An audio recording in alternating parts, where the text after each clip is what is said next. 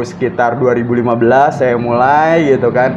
Nah, dan sekarang usaha yang saya jalanin itu adalah usaha ekspedisi. Saya jalanin selama 5 tahun, ya ternyata pas nih dengan yang saya suka gitu kan. Dari saya sendiri juga sebetulnya nggak sengaja nih. Saya dulu pernah kerja di perbankan gitu kan ya, terus terang sebagai marketing. Dan saya lihat nasabah-nasabah saya itu gitu kan, salah satunya ada yang punya ekspedisi.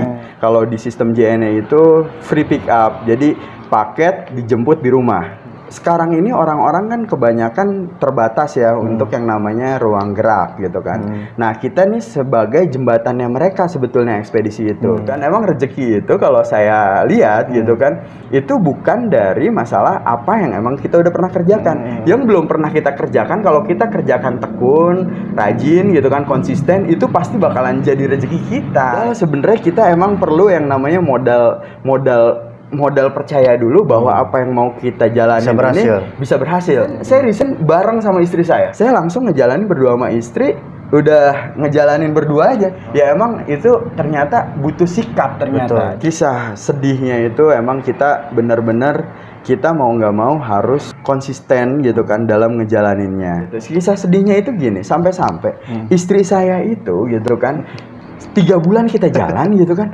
pernah bilang kita kerja lagi. Itu untuk BEP lumayan cepet loh.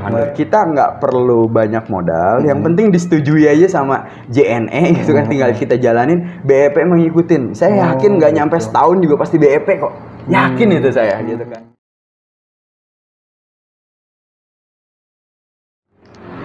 Halo guys, kembali lagi bersama saya dengan Handoyo dalam acara Handoyo Show. Kali ini saya bertemu dengan Bro Ramdan, salah satu teman saya dulu di SMP. Nah, kebetulan beliau ini udah cukup sukses ya menjalankan JNE ya. Nah, beliau mau berbagi nih ceritanya gimana sih memulai usaha. Pada saat ini kan kita perlu nih ilmu kewirausahaan nih guys.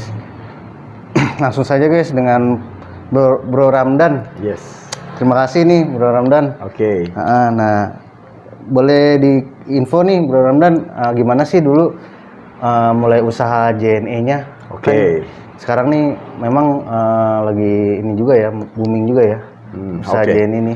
Gini, sebelumnya Handoyo, waduh, terima kasih nih kita bisa ketemu di sini. Terus tiba-tiba pas ketemu saya langsung ajak ngobrol untuk masuk ke channel YouTube-nya. Ya mudah-mudahan gitu kan apa yang saya sampaikan sekarang ini bisa bermanfaat buat yang nonton nih di channel YouTube-nya gitu kan. Sebenarnya sih terus terang saya di sini itu bukan siapa-siapa.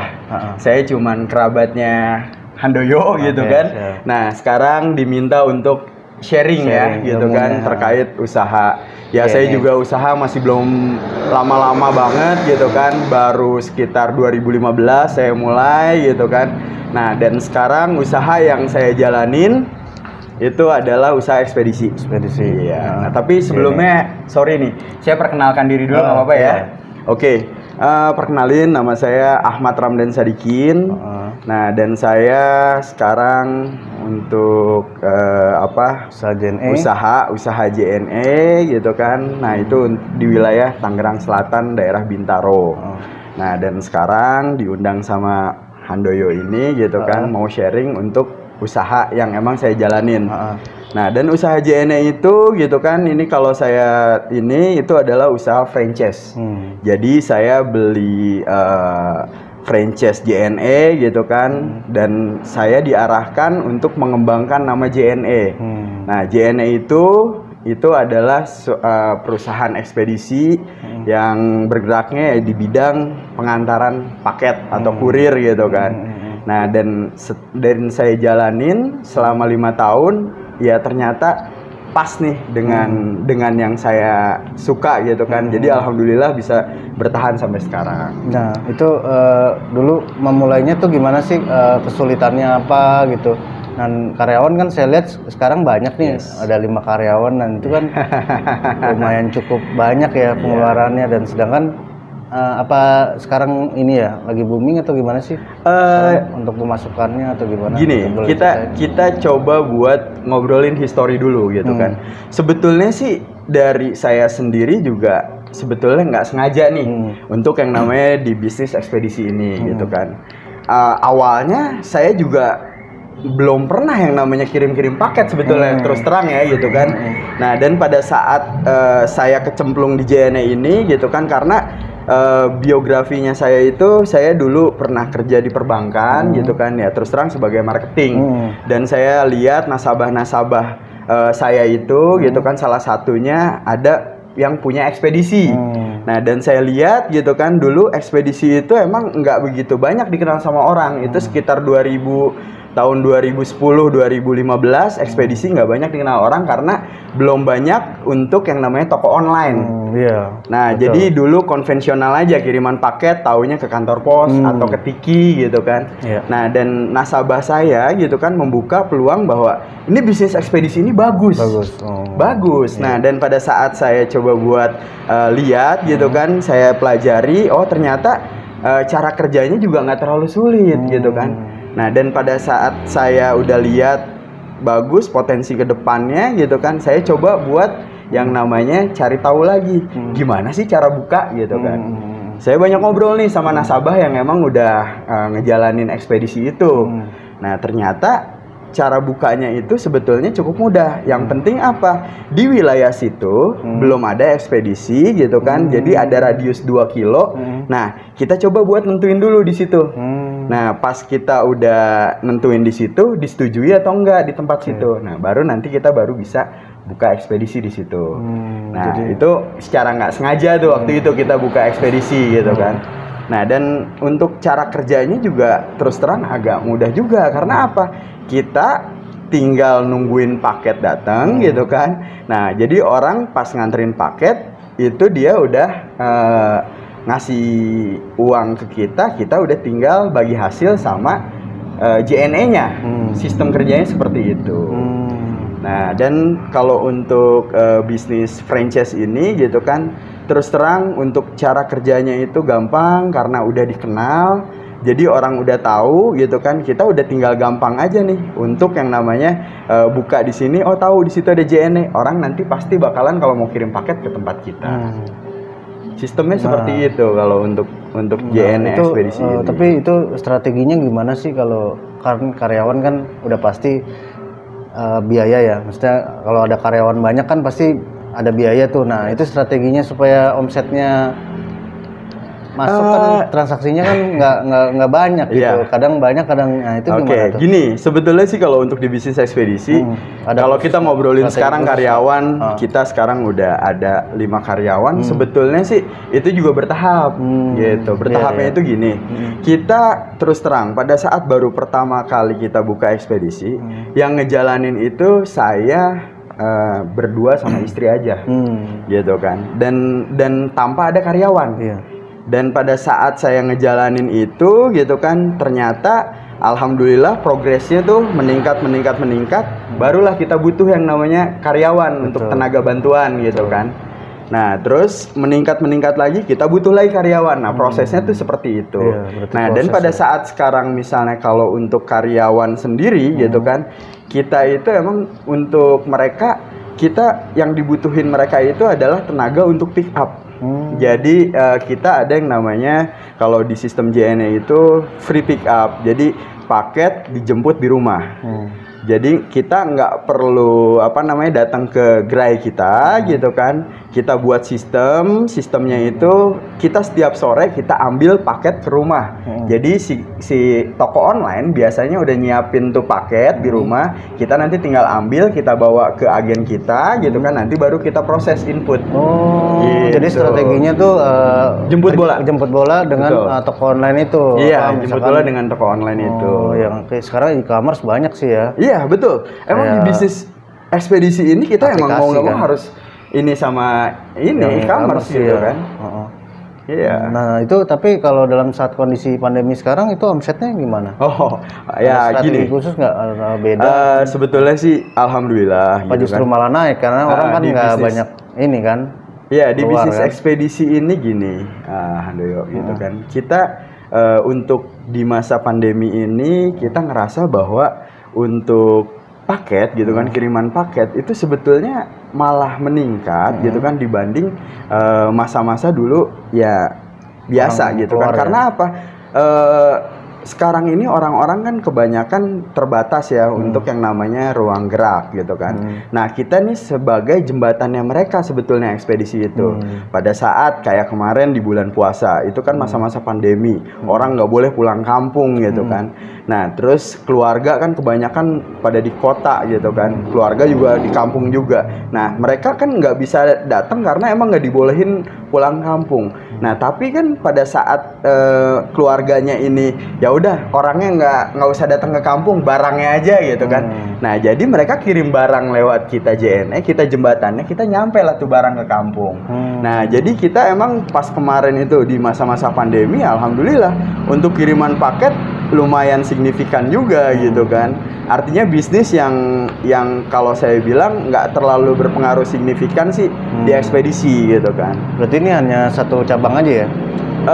Ya kita untuk saat ini Baru masih satu cabang. Tapi gitu memang kan. bisa ya buka cabangnya? Bisa. Jadi gini, kita kalau untuk saya punya cabang nih sekarang baru ada di Bintaro sektor 9 gitu kan. Terus kita misalnya mau buka lagi gitu kan, itu bisa aja. Yang Bayar pasti lagi? sih harus ada titik dulu nih. Jadi titiknya itu misalnya kita mau buka di mana gitu kan. Nah, baru nanti kita ajuin di situ. Nah, biasanya kan ada radius tuh, radiusnya 2 kilo sama JNE lain gitu kan. Nah, kalau misalnya lebih dari 2 kilo gitu kan, itu bisa kita buka, tapi kalau kurang dari 2 kilo kita pasti ditolak. Iya, tapi untuk saat ini sih yang saya tahu gitu kan, ini bisnis JNE ini udah banyak peminatnya gitu kan. Jadi pada saat pengajuan ini udah banyak banget. Kalau saya ngobrol sama JNE Pusat gitu kan, yang ngajuin untuk pengajuan pembukaan agen ini udah numpuk gitu kan. Tapi untuk wilayah daerah Tangerang Kota, Tangerang Kabupaten, infonya sih udah ditutup gitu kan untuk pembukaan agen ini. Nah, setahu saya kan Bro Ramdan kan awal karirnya itu kan dulu kerja ya. Maksudnya apa sih yang mendorong sampai membuka usaha ini gitu loh? Iya. Kan 5 tahun ya dulu. 5 Jadi tahun gini, kerja. asal mulanya sih sebetulnya saya emang jadi karyawan, saya juga ngerasain jadi karyawan gitu kan. Karena pada saat saya lulus kuliah gitu kan, ya pasti tuntutan dari keluarga bahwa oh iya kalau udah disekolahin mau nggak mau kan harus bisa menghasilkan uang ya, gitu kan. betul. Jadi ya dituntut untuk yang namanya kerja nih gitu kan. Dan kerja. saya pengalamannya gitu kan, saya pernah kerja gitu kan di beberapa perusahaan. Nah sebenarnya sih untuk memotivasi saya sekarang jadi saya usaha JNE ini sekarang, sebetulnya sih dari ya kegagalan-kegagalan pada saat saya dulu kerja. Terus terang saya juga dulu pernah ngerasain di PHK juga ya. Apalagi sekarang banyak PHK. Iya, saya ngerasain dulu di PHK duluan gitu kan, di 2011-an, 2011 saya PHK gitu kan. Di PHK-nya itu sebenarnya jadi saya kerja di salah satu rumah sakit gitu kan, di bagian keuangan ya, accounting gitu kan. Nah terus ternyata mungkin emang basic saya gitu kan, orang yang seneng dengan aktivitas di luar gitu kan, orang lapangan lah gitu kan, diarahin kerja di depan komputer gitu kan, ngerjain data-data orang gitu kan. Nah terus ternyata saya punya bos dulu gitu kan, kepala accounting saya gitu kan, dia ngelihat saya kayaknya mungkin ini jalan saya emang harus maju kali ya. Dia mengarahkan bahwa mohon maaf Ramdan gitu kan, kamu kayaknya nggak diterusin nih. Dulu masih kontrak. Itu berapa tahun tuh? Itu saya kerja di situ 1 tahun. Pertama kontrak 3 bulan gitu kan, terus perpanjang kontrak lagi, baru nanti setelah itu jadi karyawan tetap. Nah pas kontrak kedua saya nggak diperpanjang. Kontrak kedua di review gitu kan, nggak diperpanjang. Nah dari situ itu jadi motivasi saya gitu kan. Tapi nyari kerja lagi tuh abis itu ya? Abis itu saya nyari kerja lagi. Karena ada beban tadi ya, orang tua harus kuliah. Iya, itu ada tuntutan, ya? ada tuntutan. Karena apa? Orang Kuliah tua harus kerja, udah nyapein nyekolahin gitu kan, mau nggak mau kan harus bisa buat ngejalanin aktivitas kerjaan yang bisa menghasilkan uang lah gitu kan. Ya dari pas setelah saya di PHK gitu kan, saya kerja lagi. Terus ternyata di kerjaan berikutnya saya coba dikerjain lapangan, yaitu marketing. Saya pernah di dunia marketing nih gitu kan. Jadi datang gitu kan ke toko-toko, terus menawarkan produk gitu kan. Nah, dan di situ panas-panasan. Wah, itu artinya itu yang ngelatih mental kita lah dari Jualan apa itu, dasarnya Pak? itu. Kenapa? Jualan apa tuh? Kita ya di salah satu bank swasta gitu kan. Jadi ya jual produknya dia gitu kan. Tapi ya nggak masalah. Itu ternyata mental emang ditempa di situ. Iya sih, benar. Mental harus ditempa kerja di dulu situ. sama orang ya. Iya, jadi pada saat saya tahu di dunia lapangan seperti apa, terus di dunia kantor seperti apa. Nah, itulah sistem kerjanya itu kita ambil sekarang untuk diterapkan di usaha yang kita jalanin sekarang. Gitu. Jadi habis itu kerja, terus yang mendorong tuh tergerak apa nih pas ngelihat peluang ini? Gitu. Nah, jadi peluang yang saya lihat itu jadi gini. Sebenarnya tadi kan banyak usaha lain kan banyak sebenarnya. Sebenarnya peluangnya itu pada saat saya jadi orang lapangan gitu kan. Saya tuh pernah datang ke salah satu mall yang baru dibuka itu sebenarnya sih di daerah Cipulir. Itu ada Plaza Cipulir nih yang baru nih sebelah Cipulir itu. Nah, itu di situ ada plaza gitu kan yang baru dibuka sama Cipulir. Saya waktu itu pas datang ke situ, saya lihat ini kios pada kosong semua nih gitu kan. Nah, saya lihat wah, ini kalau kita sewa gimana? Nah, karena emang saya waktu itu datang mau ketemu sama pengelolanya gitu kan, ada urusan kerjaan saya gitu kan. Nah, saya ngobrol-ngobrol di situ, kalau sewa tempat di sini berapa gitu kan. Nah, dan pada saat saya tanya di situ ternyata oh, harganya masih murah, nggak kena service charge karena masih baru gitu kan. Nah, terus saya lihat, wah, peluang bisnis apa nih yang kira-kira saya mau buka di Plaza Cipulir ini gitu kan. Ternyata pada saat saya tahu bahwa oh iya, saya punya nasabah nih, bisnis bergerak di ekspedisi gitu kan. Itu pertama saya coba buat hubungin, Bu, saya bisa nggak nih kalau mau buka ekspedisi di sini gitu kan. Nah, terus dia bilang, coba aja Pak, ajuin gitu kan. Nah, tapi saya kan nggak tahu prosesnya gimana. Boleh tolong ini nggak informasi gimana prosesnya? Oh, harus badan usaha, oh harus ada tempat gitu kan. Oke, nggak apa-apa. Kita sekarang kalau untuk badan usaha kita masih bisa usahain gitu kan. Nah, terus harus ada tempat. Oh, tempat udah ada nih di Cipulir ini. Ya udah Bu, tolong bantu untuk ajukan. Nah, kita coba buat ajukan di situ. Ternyata di situ udah ada yang emang ekspedisi itu ada, tapi karena emang lagi ada pembangunan jalan atas tuh yang untuk busway gitu kan, jadi ditutup sementara. Nah, berarti kita nggak bisa buka di situ. Ya udah, akhirnya kita coba buat cari tahu lagi. Ya udah, kalau emang nggak bisa kita boleh buka di mana. Akhirnya ada peluang di Tangerang Selatan. Nah, pada saat di Tangerang Selatan gitu kan, banyak juga yang mau nih di daerah kita yang sekarang kita buka ini. Ya udah, saya coba buat telepon ke salesnya, dan pada saat saya telepon itu mereka bilang gitu kan, udah ada yang ngajuin. Oke, saya juga ajuin, kita coba split gitu kan. Nah, dan ternyata alhamdulillah kita yang kepilih untuk bisa iya, disitulah. Jadi kalau misalnya ininya saya lihat dari peluang sebetulnya. Dan saya terus terang, saya nggak pernah yang namanya dulu kepikiran atau kirim paket aja nggak pernah gitu kan. Tapi saya sekarang buka ekspedisi. Ternyata gitu kan, emang rezeki itu kalau saya lihat gitu kan, itu bukan dari masalah apa yang emang kita udah pernah kerjakan.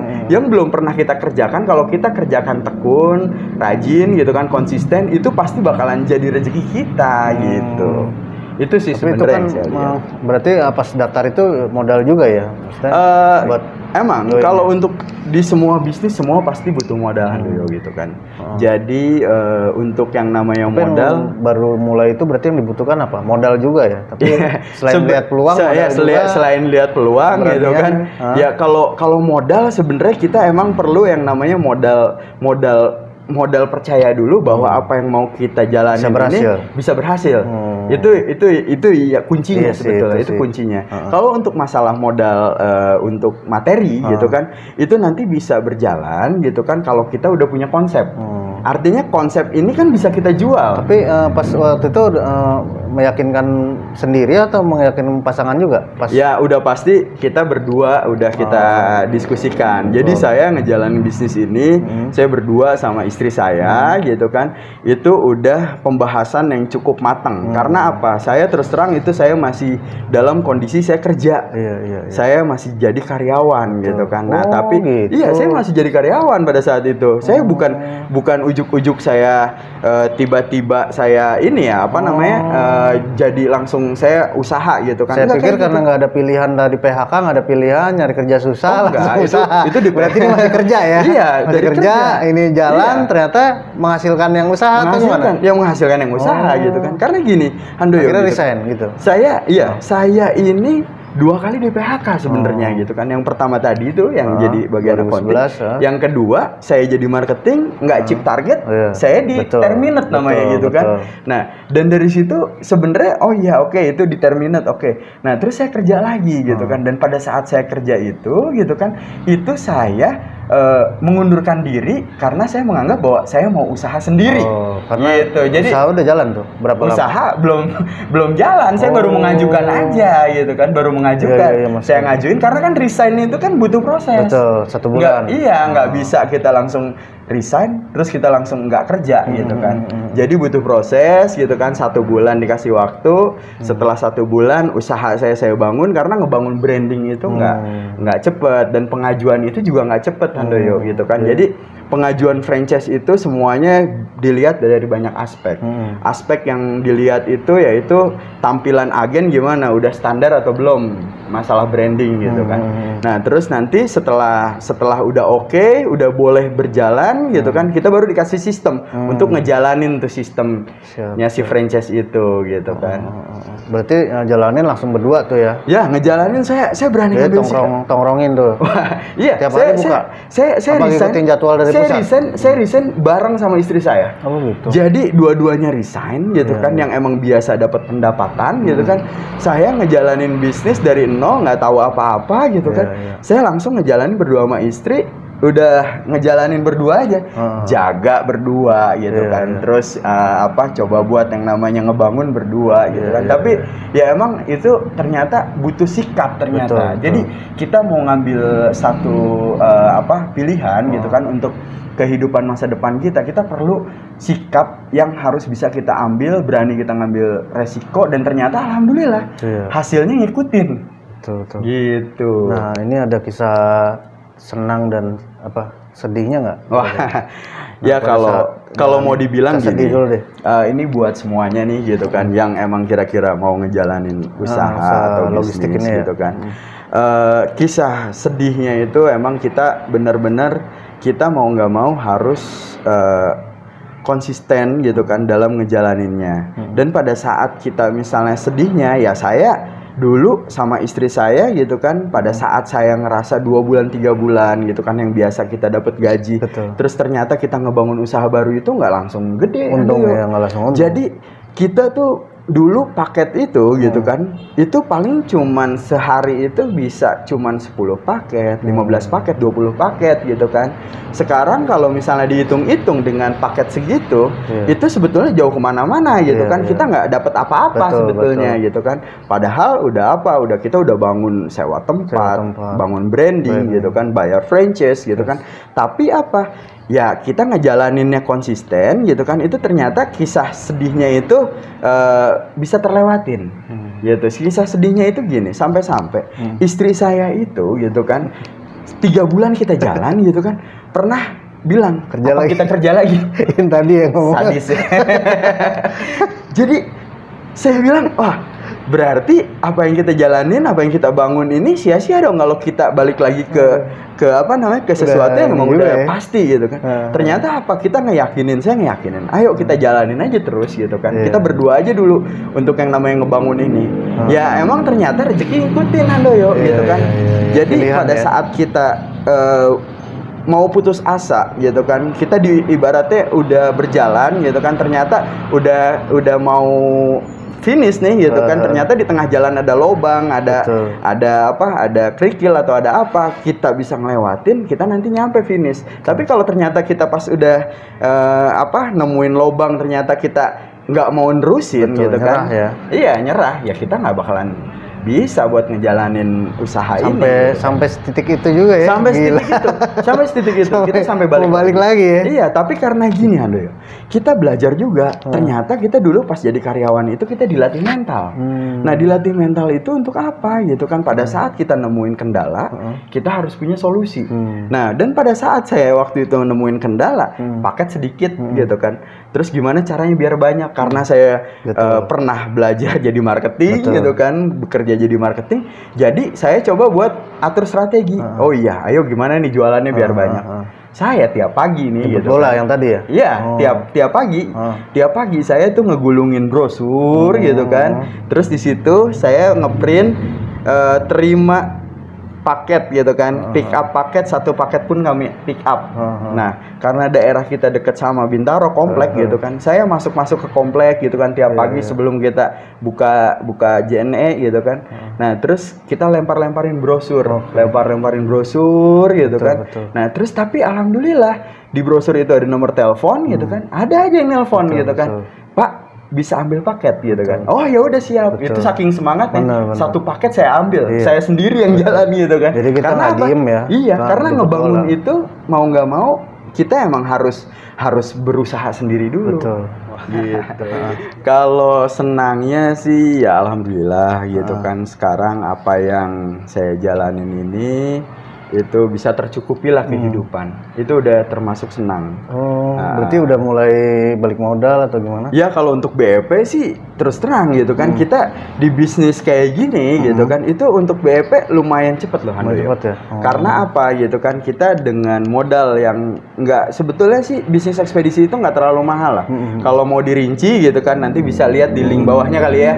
Nanti saya rinci gitu kan. Itu jadi gini, kita nggak perlu banyak modal, yang penting disetujui aja sama JNE gitu kan, tinggal kita jalanin, BEP emang ngikutin. Saya yakin nggak nyampe setahun juga pasti BEP kok, yakin itu saya gitu kan. Karena kita untuk customer gitu kan, itu kita nggak perlu pada saat untuk zaman sekarang ya gitu kan, kita nggak perlu untuk banyak marketingin lagi. Siapa sih yang nggak kenal sama JNE gitu kan. Jadi udah tau lah dengan branding itu gitu kan. Tapi kan sekarang banyak juga ininya, maksudnya saingannya kayak Ninja atau ya produk lain lah, itulah JNT, kantor pos, Gojek juga sekarang udah mulai ngambil kan, Gojek. Gitu, jadi gini, sebetulnya kalau untuk bisnis ekspedisi itu mereka punya pasar masing-masing. Betul. Jadi ada pasarnya itu yang emang udah diklasifikasiin ya gitu kan. Ada yang suka gratis ongkir, ya kan. Gratis ongkir itu jadi nggak mau bayar ongkir tapi barang mau ini gitu kan. Nah itu emang ada di promo marketplace biasanya gitu kan. Nah itu yang emang misalnya belanja berapa gratis ongkir. Nah tapi kalau kebetulan kalau untuk JNE sendiri emang dia agak pelit nih untuk gratis ongkirnya dibanding sama pesaing-pesaing kita. Nah tapi terus terang untuk yang namanya gratis ongkir ini gitu kan, itu antara si marketplace dengan si ekspedisi emang udah ada kerjasama khusus. Jadi sebetulnya sih udah nggak ada rugi-ruginya sih gitu kan. Yang penting kan barang bisa nyampe ke customer gitu kan. Jadi kalau untuk masalah pesaing dari kita gitu kan, itu udah punya pasar masing-masing lah. Kalau mau cepet gitu kan bisa lewat kita JNE gitu kan. Atau mau yang santai aja gitu kan, yang lebih murah, lebih banyak juga gitu kan. Ya macem-macem lah pasarnya. Nah untuk terakhir nih, ada pesan nggak buat adik-adik kita nih yang mulai usaha seperti sama lah kayak logistik ini? Ada pesan nggak? Oh jangan lakukan ini, atau harusnya lakukan ini dulu, misalkan supaya nggak salah menjalankan usaha ini gitu loh. Oke, jadi gini, emang kalau untuk pesennya, kalau kita ngejalanin usaha ekspedisi gitu kan, sebetulnya gampang-gampang susah gitu kan. Jadi artinya gampangnya itu ya kita sebetulnya sekarang siapa sih yang nggak pakai jasa ekspedisi? Betul, karena sebenarnya jasa ekspedisi itu ke depannya gitu kan, itu bakalan jadi jembatan untuk platform yang untuk Bukalapak, Shopee. itu udah pasti kerjasama gitu kan. Tapi ekspedisi ini adalah jembatan untuk orang-orang se-Indonesia gitu kan, bisa dapat apa aja ya kita jadi jembatannya gitu kan. Nah kedepannya itu misalnya internet seluruh Indonesia misalnya udah ada semua gitu kan, daerah Papua pedalaman, mereka juga misalnya butuh barang, mereka udah nggak perlu cari di daerah Papua gitu kan, tapi misalnya bisa order di mana, Jakarta, Tangerang, Bekasi gitu kan. Nah kita lah jembatan gitu kan, kita ekspedisi itu jembatannya gitu kan. Nah dan pada saat sekarang gitu kan, masukan buat yang nonton ini juga, gitu kan ya, buat yang nonton ini sebenarnya kalau misalnya kalian minat untuk yang namanya buka ekspedisi, itu bagus banget peluang bisnisnya gitu kan. Saya yakin 5 tahun, 10 tahun, bahkan 20 tahun ke depan ekspedisi insya Allah sih masih bisa survive gitu kan. Artinya tetap kita jadi jembatannya mereka supaya orang-orang jauh bisa terpenuhi untuk kebutuhannya mereka gitu kan. Nah terus sekarang kalau misalnya kalian minat buka ekspedisi gitu kan, coba kalian main di online shop dulu aja gitu kan. Online shop itu kan sekarang kalian di rumah terus punya barang gitu kan, coba jual barang, nanti kan kita ekspedisinya yang menyalurkan barang kalian gitu kan. Nah itu nanti kalian tahu dulu sistem ekspedisi seperti apa, prosesnya seperti apa, terus durasi waktunya berapa lama gitu kan. Itu kan pelajari dari situ gitu kan. Nanti kalau untuk lebih lanjutnya lagi gitu kan, itu coba buat ngobrol sama yang punya ekspedisi gitu kan. Enaknya gimana, senengnya gimana, tapi yang pasti sih lebih enak sih bisnis ekspedisi ini gitu kan. Jadi ya mudah-mudahan gitu kan apa yang disampaikan sekarang ini dapat bermanfaat buat semuanya gitu kan. Dan ya channelnya Pak Handoyo ini bisa banyak lah yang namanya subscriber sama yang like gitu kan. Bisa mudah-mudahan ayo like aja nih yang ini. Oke, makasih Bro Ramdan, ilmunya baik sekali. Ya mudah-mudahan kita nanti bisa nyambung lagi yang untuk detailnya ya. Oke, siap. Bisnis ekspedisi seperti apa. Nah, terima kasih guys, sampai di sini perjumpaan kita. Makasih Bang udah menonton. Jangan lupa jika kalian suka video ini, klik like dan subscribe. Sampai bertemu di video selanjutnya. Oke. Terima kasih.